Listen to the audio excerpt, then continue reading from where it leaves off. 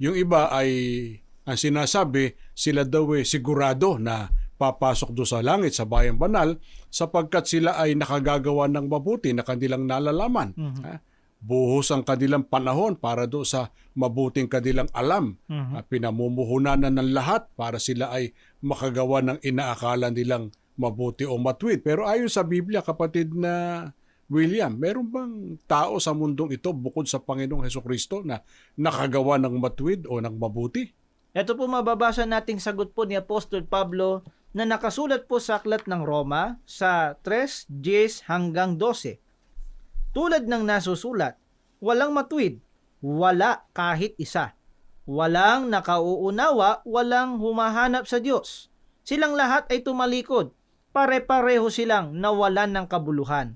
Walang gumagawa ng mabuti, wala kahit isa. Ayon po sa mga talatang binasa natin, kapatid na Orly. Sabi po ni Apostol Pablo, walang gumagawa ng mabuti, walang matuwid, wala kahit isa. Nabanggit natin, bukod sa Panginoong Hesukristo, lahat ay nakagawa na ng kasalanan. Hindi na sila naging mabuti o matuwid. Baka yung ating sinabi na ang Panginoong Hesukristo lang ang tanging matuwid at banal, baka akala nila kuro-kuro natin yon. Ay hindi po, kapatid na Orly. Katunayan po niyan, mababasa po natin dito sa aklat po ng 1, sa 6 ang talata po ay 68 hanggang 69. Sinagot siya ni Simon Pedro, Panginoon, kanino kami magsisiparoon? Ikaw ang may mga salita ng buhay na walang hanggan.